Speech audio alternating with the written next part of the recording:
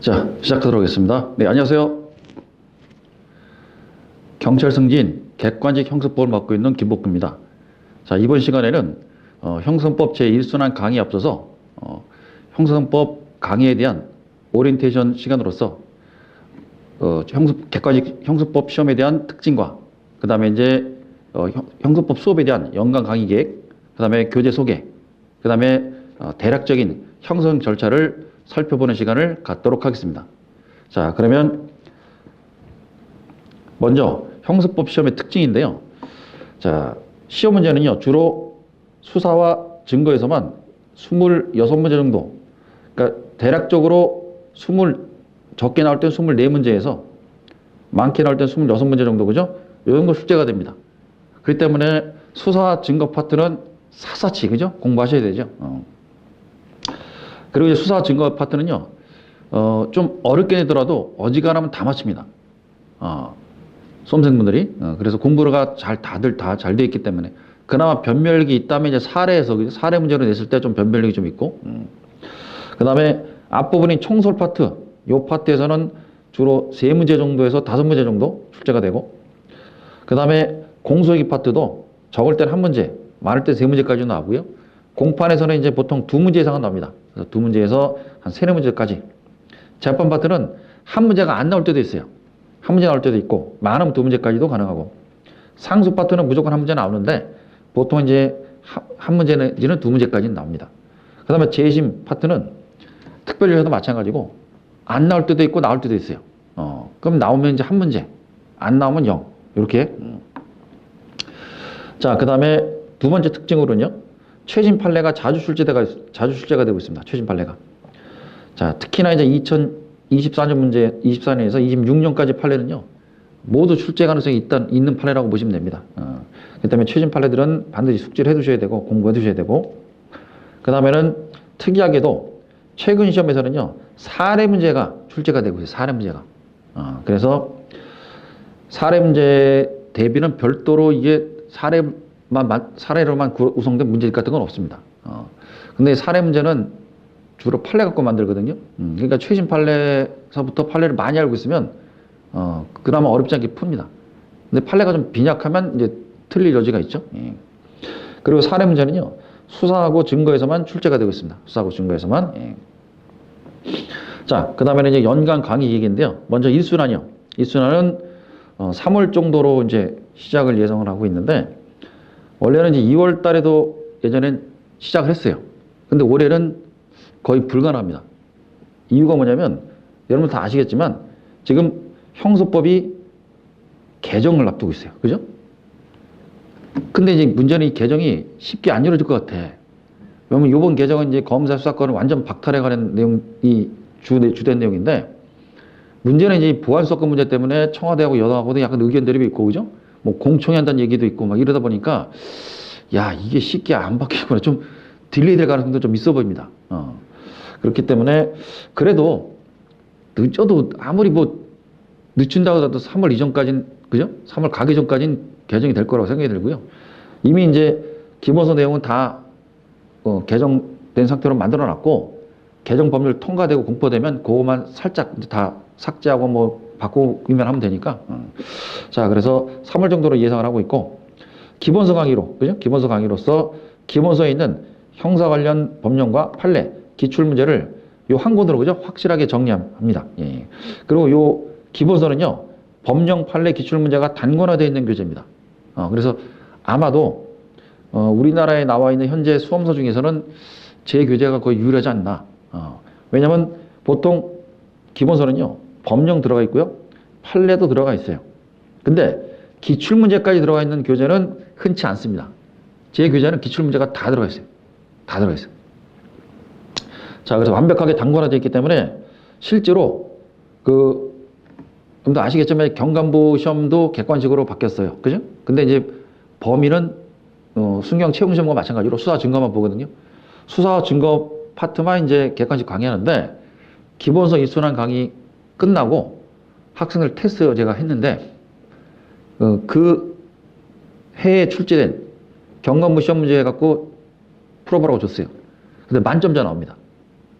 그 말은 무슨 소리예요? 그지? 기본서 강의만으로 축출하게 따라온 학생들은 그 해에 봤던 시험 문제도 다 맞춘다는 거예요. 그렇기 때문에 교재가 완벽하게 단권화되어 있기 때문에 기출 문제까지 다 들어가 있어요.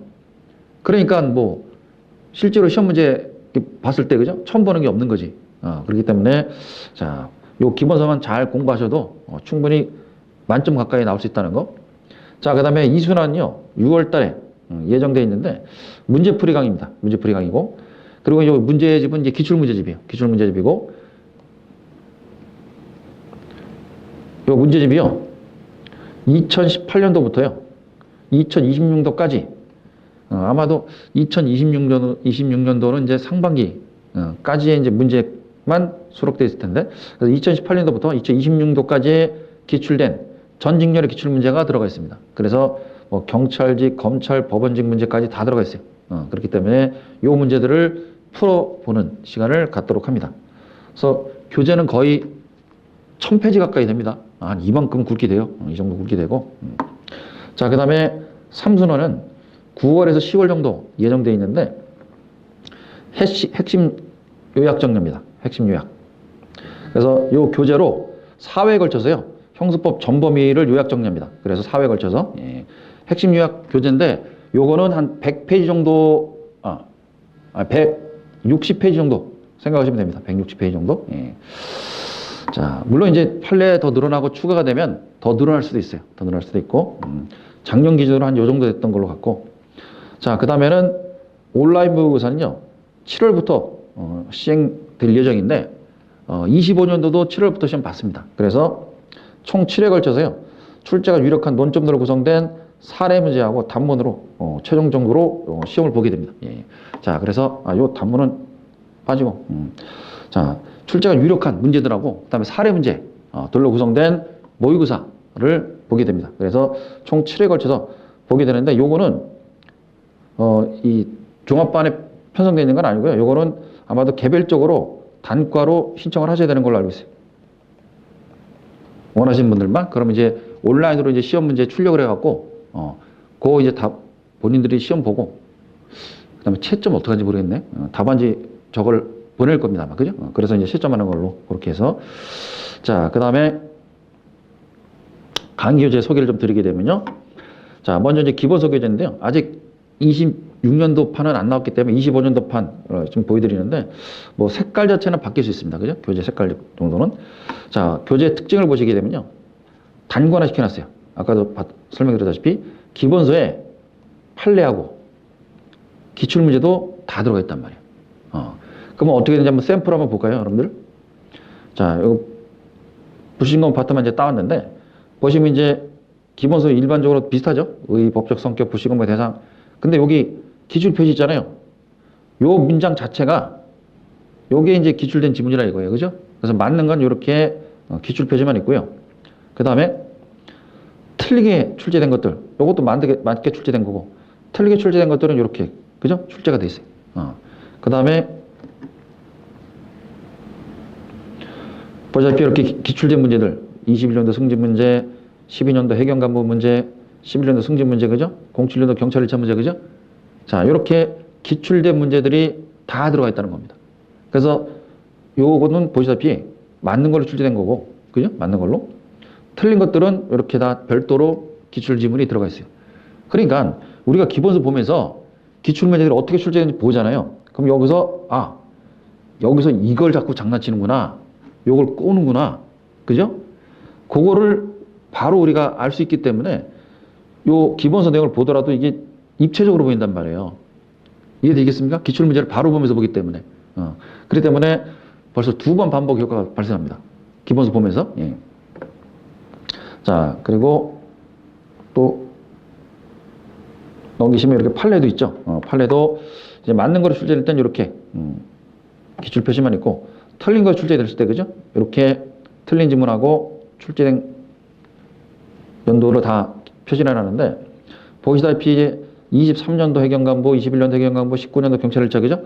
이렇게 출제가 됐어요, 그죠? 그러니까 자주 출제된 지문이라 볼 수 있는 거죠. 그리고 여기는 맞는 걸로 출제된 거는 더 많지, 그죠? 거의 뭐 17, 18, 19년도 하나 빼고, 그죠? 20, 21, 22, 그죠? 해마다 한 번씩은 출제된 거예요, 그죠? 요 지문이. 그죠?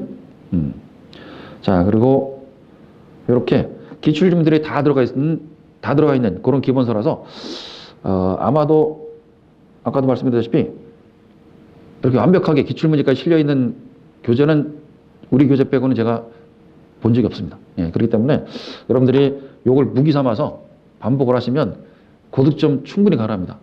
적은 노력으로도 가능해요. 적은 노력으로도. 예. 자, 그 다음에 두 번째 특징은요. 최신 개정 법령 전부 다 수록돼 있어요. 그래서 이제 개정된 형수법하고 관련 법령 모두 수록돼 있고 이제 하나 남은 거는 이제 형수법, 그죠? 그거 이제 개정된 거, 그것만 이제 고치면 되고 그 다음에 판례 완벽 정리. 자, 25년 판례까지 완벽하게 수록돼 있습니다. 그리고 26년도 이제 앞으로 나오는 판례들은요. 일순환 종료 시에, 그죠? 별도로 제공됩니다.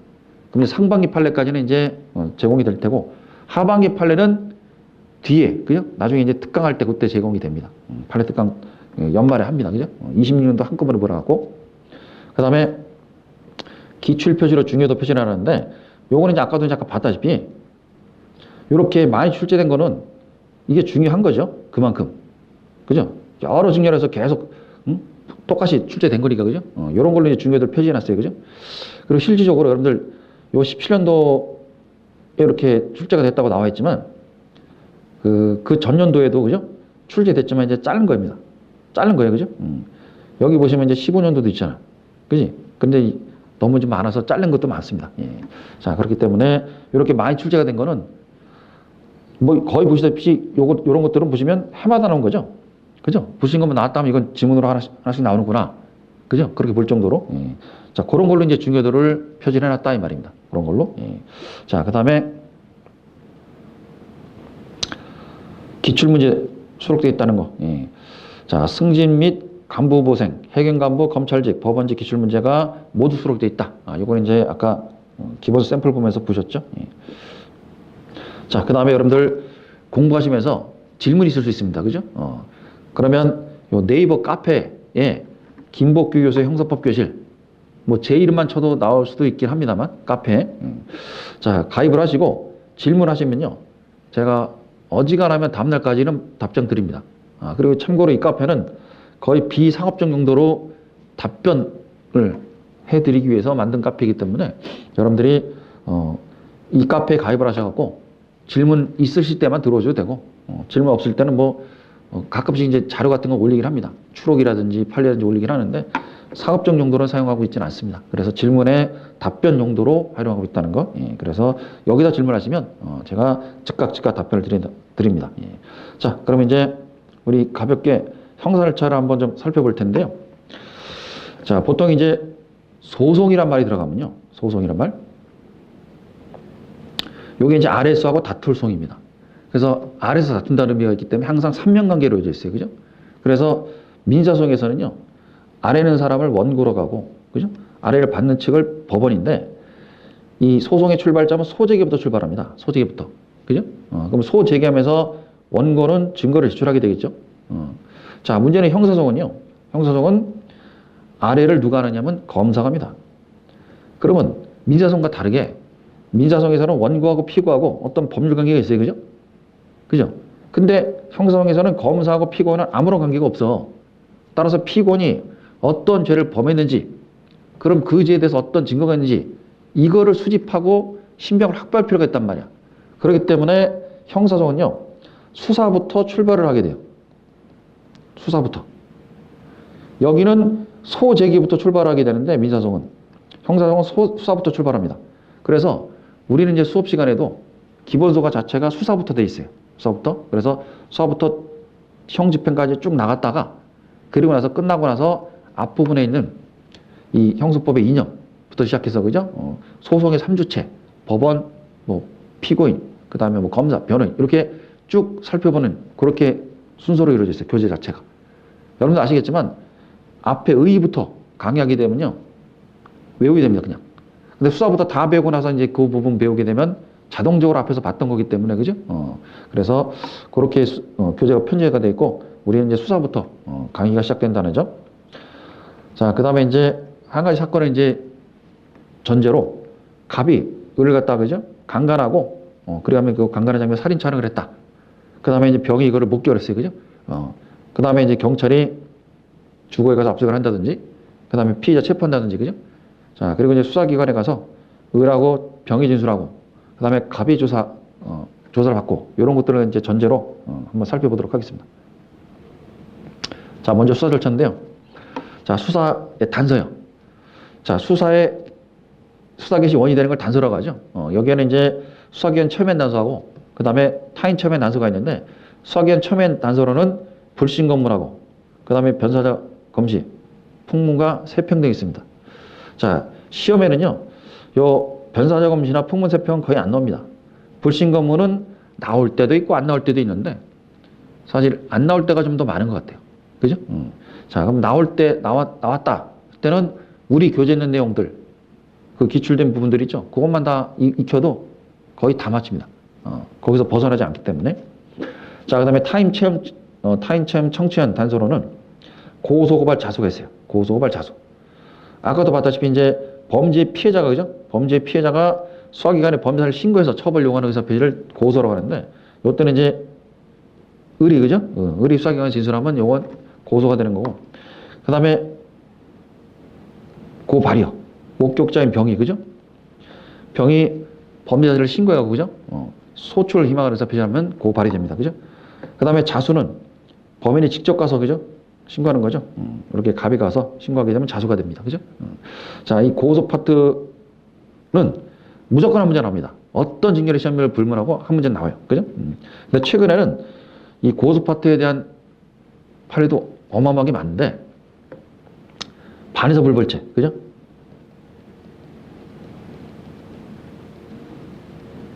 자, 반에서 불벌죄에 있어서 처벌 희망의 표시 철회.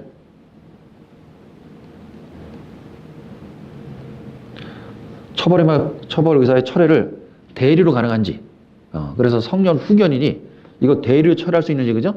그런 판례들이 좀 나와갖고, 그것들이 이제 최근에 시험에 자주 출제가 됐어요. 그래서 그런 판례들이 조금 어렵긴 한데, 우리 교재에 있는 거 기출 지문까지 다 익히면 뭐 충분히 맞춥니다. 그죠? 자, 그 다음에 수사의 방법론으로 가게 되면요. 크게 이제 임의수사하고 강제수사는 알 수 있죠. 임의수사는 이제 동의를 받고 하는 수사를 임의수사라고 하고, 그 다음에 강제력을 행사해서 하는 수사를 강제수사라고 하는데, 자, 그러면 이제 임의수사와 강제수사 어떻게 구별할 거냐? 뭐 학설 대립이 있긴 합니다만, 의사에 관한 범익 지배가 있느냐? 갖고 따지는 이제 실질설이 우리나라 다설의 입장이고, 자, 임의수사의 대표적으로는 이제 피의자 신문이 있죠. 아까도 봤다시피 이제 갑을 조사하는 거. 그죠? 그 다음에 참고인 조사. 을하고 병을 조사하는 거. 그죠? 참고인 조사입니다. 그죠? 그 다음에 이제, 누구 시조하면서 이제 자발적으로 따라서 하게끔 하는 거죠. 수사상 임의동행. 이런 것들이 대표적인 임의수사에 해당됩니다. 그래서 요 임의수사 파트도 시험 문제가 매번 한 문제씩 나오는 건 아니에요. 나올 때도 있고 안 나올 때도 있어요. 그래서 최근에는 이제 고정적으로 나오는 건 아니고 뜨문뜨문 나온다. 그렇게 보시면 되고, 그렇지만 양은 좀 많죠. 이 안에. 그죠? 피의자 신문의 절차라든지 뭐 신뢰관계자 동석이라든지 영상 녹화물이라든지, 그죠? 양들은 많아요. 그죠? 그런데 판례도 많고, 그렇지만 매번 나오는 건 아닙니다. 자, 그 다음에 강제수사요. 강제수사는 세 가지 규제를 받습니다. 세 가지 규제. 자, 첫 번째가 강제수사 법정주의.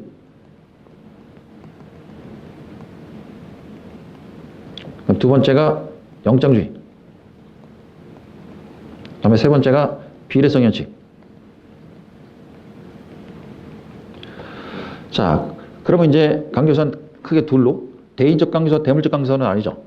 그러면 대인적 강제수사는 다시 길게 잡아두는 체포하고, 짧게 잡아두는 체포하고 길게 잡아두는 구속으로 나뉘는데, 체포도 원칙적으로 강제수사니까 원칙적으로 뭐가 필요해요? 영장이 필요합니다. 그래서 영장인 체포를 우리가 통상체포라고 하죠.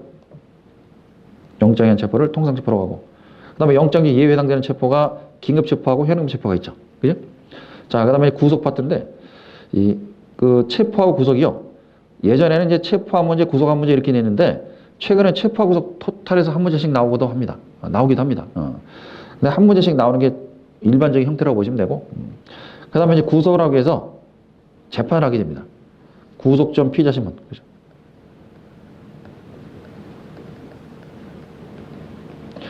자, 그래서 체포하고 구속에서 한 문제씩 정도 생각하시면 되고, 자, 그 다음에 체포하고 구속과 더불어서 인권보장 제도들이 있죠.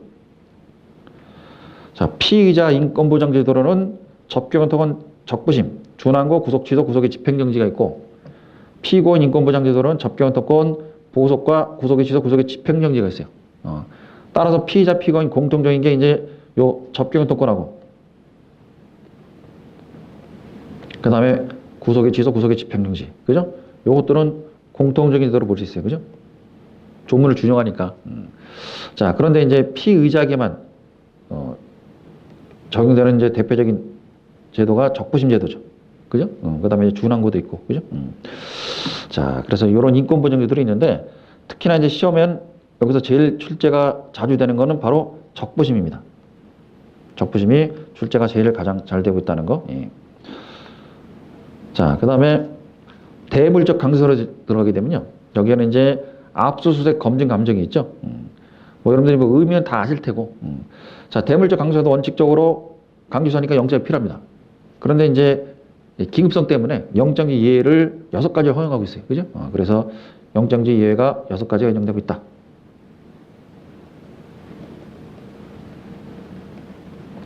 자, 그리고 요 대물적 강제수사, 특히나 이제 압수수색 관련돼 갖고는 최근에 뭐가 이제 가장 문제가 되냐면 전자정보 압수요. 전정보 압수에 대한 판례들이 어마무시하게, 그죠? 매년 나옵니다. 매년. 그렇기 때문에 요 판례들은 완벽하게 여러분들 익혀두셔야 됩니다. 우리 교재에 빠짐없이 다 들어가 있어요. 다 들어가 있고. 예. 자, 그 다음에 자, 이 수사의 종결 파트로 가게 되면요. 요 수사의 종결 전에 이제 수사상 증거보존제도도 있는데, 그것들은 이제 뭐 우리가 나중에 그 기본서 강의할 때 그때 이제 자세히 설명드리고, 수사의 종결에는 이제 검사하는 종결이 있고 사법경찰의 종결이 있죠. 검사하는 종결은 이제 공소직의 불기처분 탕후 송치가 있고, 그 다음에 사법경찰하는 수사의 종결은 사건 송치하고 불송치가 있습니다. 예. 그리고 이제 요 수사 종결 파트도 최근에 계속 한 문제 정도는 출제가 됐어요. 출제가 됐기 때문에. 자, 근데 이제 요것도 검사 수사권 박탈과 관련돼 갖고 수사 준칙이 조금 이제 변경되면 출제가 안 될 수도 있지 않을까. 근데 거의 모든 직렬이 해마다 한 문제 정도씩은 출제를 했거든요. 요 파트에. 왜냐면 수사 준칙 관련된 내용들이 좀 있어서. 근데 이제 그래도 수사 준칙도 이제 개정이 되겠지만 그래도 한 문제 정도 나온다 생각하시면 좀 편하시고요. 예. 자, 그 다음에는 이 뒤에는 이제 공소지기 위사, 공소지기 수사 이런 것도 있죠. 예. 자, 공소기기 파트로 가게 되면요. 공소기기 파트는 한 문제 정도 출제된다 보시면 되고, 주로 이제 여기서 많이 나옵니다. 여기서. 어디냐면 여기 공소지 정지. 그죠? 여기서 한 문제는 무조건 나온다고 보시면 되고, 그리고 이제 나머지 파트에서 한 문제 더 나오면 2문제 정도 되는데, 보통 이제 한 문제 더 나온다면 여기 공소의 방식이요. 여기서 이제 한 문제 정도 출제를 합니다. 예전에는 공소장 특정에 관한 문제들이 자주 나왔지만 요즘에 특정에 관한 문제보다도 이 공소지기 방식 관련돼 가지고죠. 판례하고 이제 법 규정이 있단 말이에요. 그죠? 그것들이 이제 주로 출제가 되고 있습니다. 예. 이 공소기기 파트는 이제 기본 원칙, 공소의 방식, 공소의 효과 이렇게 이루어져 있는데, 기본 원칙은 이제 기소 독점주의, 기소 편의주의, 기소 변경주의가 인정되고 있고, 그 다음에 공소의 방식은 이제 형소법상 방식하고 형소상 규칙상의 방식이 있죠. 요 형소법상의 방식은 이제 254조, 3항에서는 이제 필요적 기상, 5항에서는 임의적 기상, 그죠? 그래서 이렇게 이제 규정을 하고 있고, 그죠? 규칙에서는 공소장 1번지.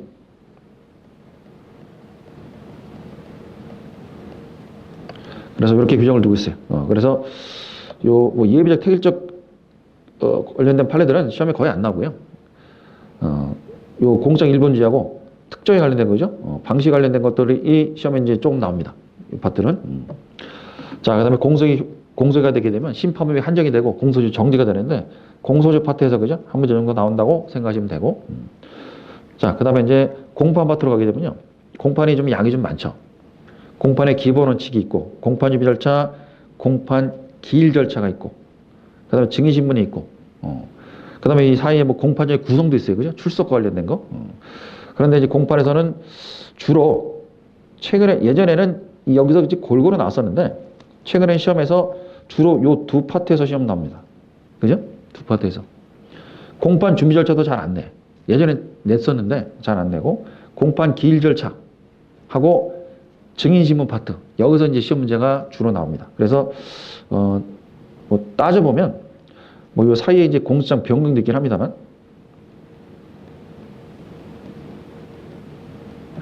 최근의 추세는 작년 시험 문제 기준으로 이제 여기서 한 문제, 그죠?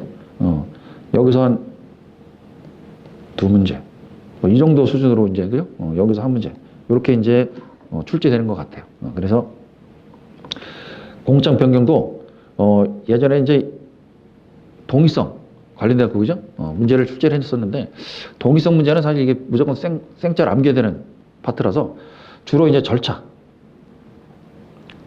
공소장 변경에 관한 절차에도 판례가 많습니다. 그래서 요 절차 파트에 대한 판례는 단순 암기가 아니기 때문에 그래서 좀 선호하는 것 같아요.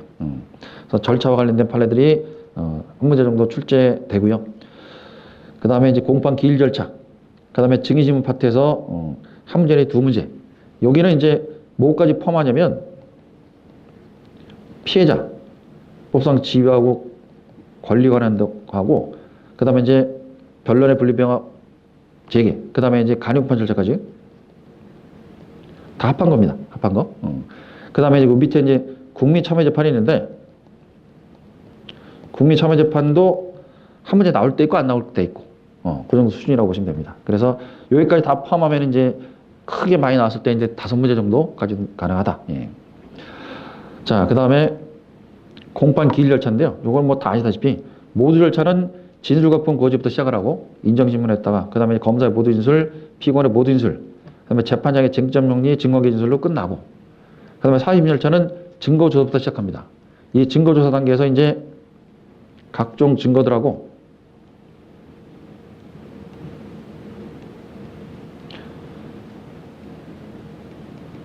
증거와 증인들이 여기서 나타나게 되죠.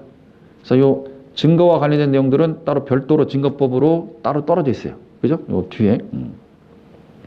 공판 단계 다음에 이제 연결되었고, 그죠? 증거법 내용이 나오죠. 그래서 증거조사 다 끝나게 되면 이제 확인사살로 피고인 신문하고, 그 다음에 이제 최종 변론에 기회를 준 다음에 변론 종결합니다. 그죠? 예. 자, 그러면 이제 증거법 파트인데, 증거법 파트는 크게 5단계로 이루어져 있다 보시면 됩니다. 그래서 첫 번째는 증명의 성이 뭐냐? 어떠한 증거를 증거 능력이 있고 적법한 증거사를 거친 증거로 증명이 되느냐 관련돼 갖고 증거 재판주의가 307조에 규정되어 있죠. 그래서 여기 주 포인트는 뭐냐면, 엄격한 증명의 대상은 어떤 게 엄격한 증명의 대상이냐? 어떠한 사실을 증거 능력이 있고 적법한 증거사를 거친 증거로 증명이 되느냐? 관련해서 증명의 대상 관련해서 증거 재판주의가 규정되어 있고요. 그 다음에 증거 능력을 제한을 하고 있어요. 증거 능력을 제한하고 있는데, 증거 능력은 쉽게 이제 증거로 사용할 수 있는 힘이죠. 이 증거 능력 제한은 절대적으로 아예 증거의 세계에서 추방시키는 절대적 제한이 있고요. 그 다음에 원칙적으로 증거를 못 쓰지만 요건을 갖추면 예외적으로 쓸 수 있는 상대적 제한, 이렇게 둘로 나뉩니다. 그럼 이제 절대적 증거 능력 제한은 두 가지예요. 위법 수입 증거비 접칙하고 자백 배제 법칙. 자, 위법 수입 증거비 접칙은 말 그대로 적법한 절차에 따르지 않고 수입한 증거는 증거를 못 쓴다는 원칙인데, 여기는 무조건한 문제 나옵니다. 무조건한 문제. 그죠? 그리고 자백 배제 법칙도 요즘에는 거의 뭐 한 문제가 고정돼서 나오는 것 같아요. 그래서 절대적 증거력 제한 여기 걸리면요, 증거의 세계에서 아예 추방입니다. 추방이고, 그 다음에 상대적 증거력 제한인데 전문법칙이죠. 전문법칙은 이제 원칙적으로 전문 증거는 증거를 못 쓴다는 건데, 이게 영원히 못 쓰는 게 아닙니다. 그죠? 311조부터 316조까지의 요건을 갖추면 예외적으로 증거 사용이 가능해요. 그래서 우리가 이제 상대적 증거력 제한이다, 이런 표현을 쓰는 거죠. 그래서 요 전문법칙 예외 규정으로서는 311조는 이제 법원법관의 면준서, 312조는 이제 수사기관 작성의 조서, 313조는 사인 작성의 진술서하고 진술 기재서, 그다음에 314조는 당연히 예외적으로, 그죠? 312조부터 313조까지 예외적으로 증거 능력 인정이 안 됐을 때, 그죠? 예외적으로 증거를 인정해주는 규정이고, 그다음에 315조는 당해 증거로 인정된 서류고, 316조는 전문 진술입니다. 그죠? 자, 그래서 요 예외 규정들이 쭉 나열이 돼 있고, 여기에 이제 전법칙 예외 관련된 판례들이 많죠. 그 다음에 증거 동의하고 탄핵 증거가 뒤따라 나옵니다. 자, 그래서 이제 증거동의는 말 그대로 이제 검사나 피고인이 그죠? 증거동의합니다. 의사 표시를 했을 때 그죠? 증거능력 부연한 규정이기 때문에 이것도 증거능력과 관련되어 있는 거고 원래 탄핵 증거는 이 자체가 증명력에 관련된 규정이에요. 증명력에 관련된 내용입니다. 근데 이게 증거 능력 파트에서 지금 언급이 되거든요. 증명력이 아니고. 왜 그러냐면 탄핵 증거 자체는 원칙적으로 증명력을 떨어뜨리는 증거인데 이 탄핵 증거가 증거 능력 파트에 들어가 있단 말이야. 그 왜냐면 탄핵 증거의 내용이요.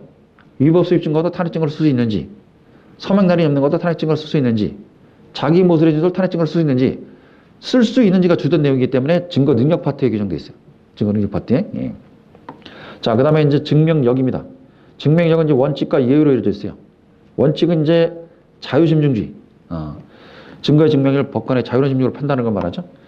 여기 예외에 해당되는 게 이제 법률상 예외가 두 가지가 있어요. 자백의 보안법칙과 공판주의 증명력. 그죠? 자, 그래서 요 자유심증주의에 관련된 판례도 최근에는 여기는 이제 무조건 다 출제가 되는 파트고, 그죠? 최소 한 문제에서 두 문제 정도는 나오는 데고, 여기는. 그죠? 세 문제 이상도 나올 수 있어요. 그죠? 그리고 증명력에 관련된 거는 요 자유심증주의에 관련된 판례가 예전엔 잘 출제가 안 됐는데 최근에는 시험에 자주 나옵니다. 그래서 이 파트도 한 문제 정도는 출제가 된다고 생각하시고 공부를 해주시는 게 좋을 것 같고 그 다음에 자백의 보안법칙도 한 문제 정도 나올 수도 있고 안 나올 수도 있고 이 정도 순으로 보시면 되고 그 다음에 거증책임이요. 이 종국 판결시에 그죠? 증명이 불충분할 때 불이익을 입을 당사자의 법적 지위를 이제 거증책임이라고 하는데 쉽게 재판 끝날 때 법관이 확신을 못 가졌어요.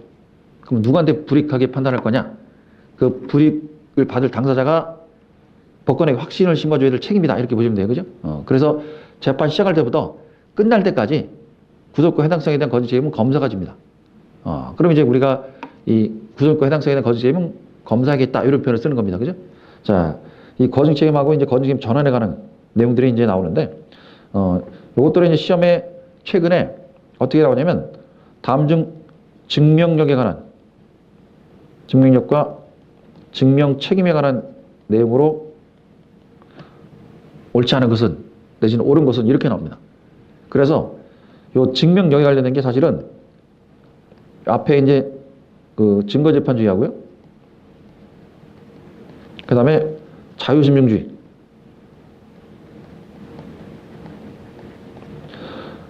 요것들하고 같이 합산해갖고도 증명력에 관한 문제로 출제가 돼요.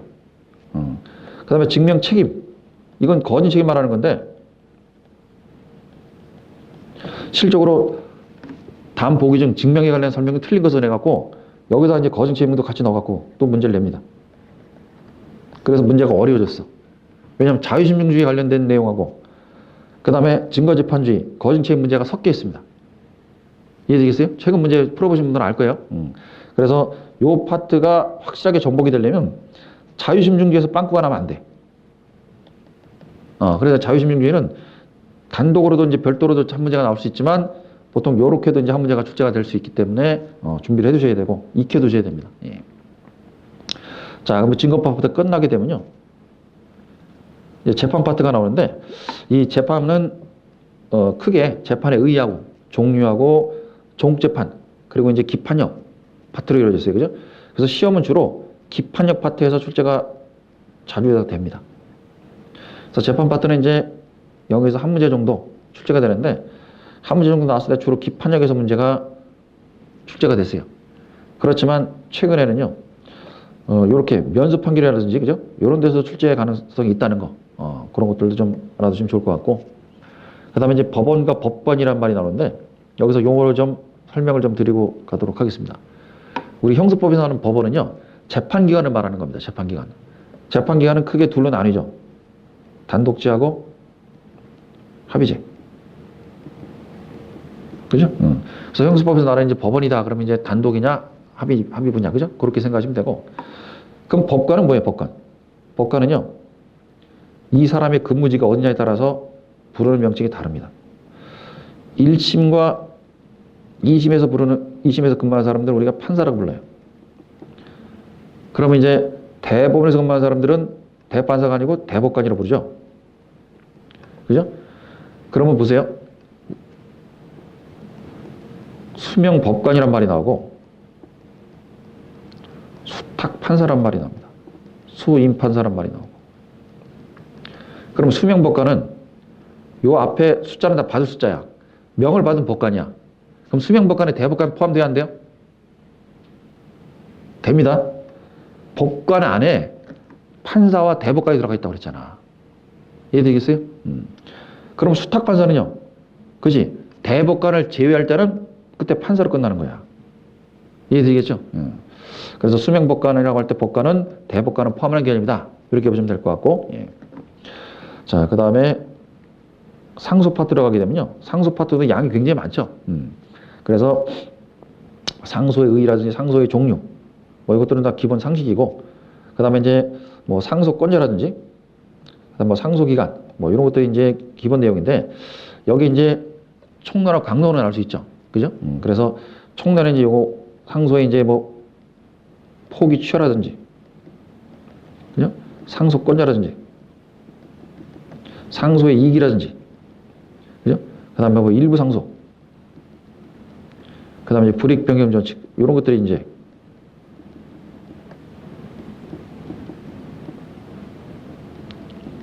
수록이 되어 있어요. 그죠? 자, 그리고 이제 강론으로 가면 이제 항소, 상고, 항고로, 그죠? 준항고까지. 그래서 종례는요, 시험 문제가 주로 자주 나오던 데가 어디냐면 여기였습니다. 항소심 절차하고 항소심 심판에서 시험 문제가 나오게 되면 난이도가 급상승합니다. 특히 심판에 관련돼 갖고는 판례들이 어려운 것들이 좀 있어요. 그죠?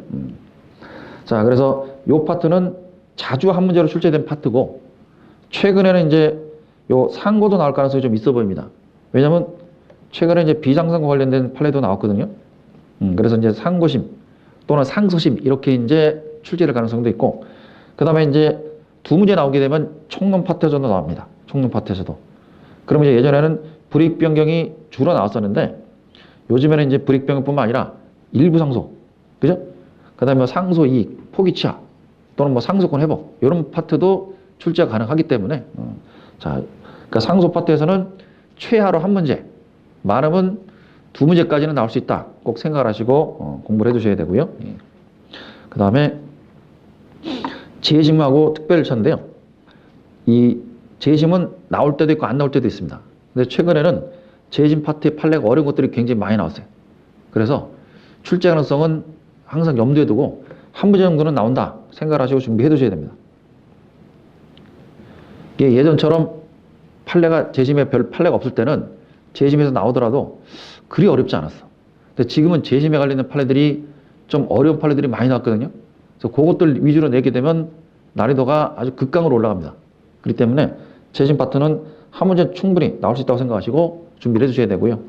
그다음에 약식과 직결은 선택적으로 요게 안 나오면 요게 나오고 요게 나오면 요게 안 나오는 형태로, 그죠? 그리고 재수가 없으면 둘 다 안 나오는 적도 있습니다. 예. 그렇지만 이제 한 문제 정도 나온다 생각하시고 두 개 합쳐서 한 문제 정도는 무조건 나온다. 그래서 준비를 해두셔야 됩니다. 특히나 최근에 이제 요 직결심판에서도, 그죠? 직결심판에서도 약식도 마찬가지지만 판례들이, 그죠?